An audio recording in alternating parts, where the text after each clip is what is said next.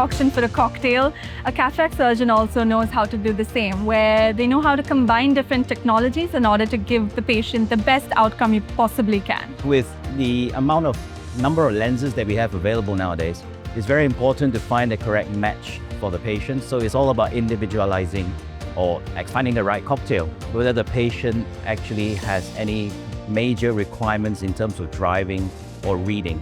We've got to find out their occupation if they're working, find out what their lifestyle requires, and then we can tailor that with the appropriate lens. So right now I use the Accunex Varial a lot. So I'm a big fan of the actual C-Loop haptic platform. This segmental technology has been available with the more established Lentis plate haptic platform. But I was very happy to see that the Accunex Varial had come about. I use that purely because I find that it gives me a very good balance between giving out my patients good range of vision with very little side effects. I think it fits the bill for a lot of my patient profile, where they want good distance, intermediate, and very good reading, but without that kind of photic phenomenon.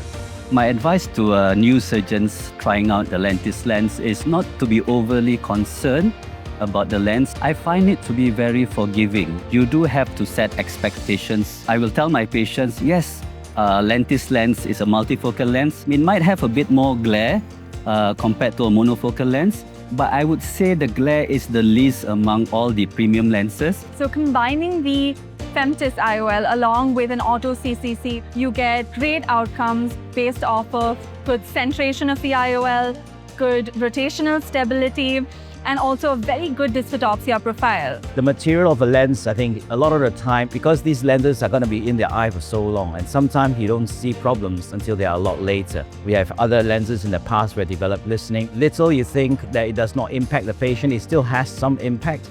So we really want a very good clear lens with very good materials. Of course, surgeons have this concern that with hydrophilic platform, there is a higher risk for opacification, especially in patients who have a retinal detachment. In the majority of patients, they are at low risk of actually retinal tear or retinal detachment.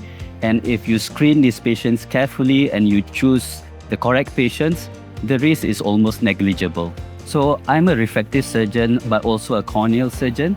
I do keratoconus management. I even put the Lentis lens, the MF30, even the Lentis X in some of my keratoconus patients, and they do well. Therefore, I feel that if this lens is suitable for even keratoconus patients, then it shouldn't be a problem for any other group of patients. So as a young surgeon, the technology is quite new and it might seem a little daunting, but it's easier than you would think it is. They are quite easy to clip onto the anterior capsulotomy. There are some things that you might encounter. One is the pupil might come down, so you might not be able to visualize it. So try and put a little bit of intracameral adrenaline to dilate the pupil.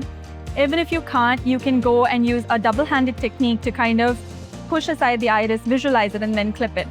I think it's quite easy and there's not much to it as you might think.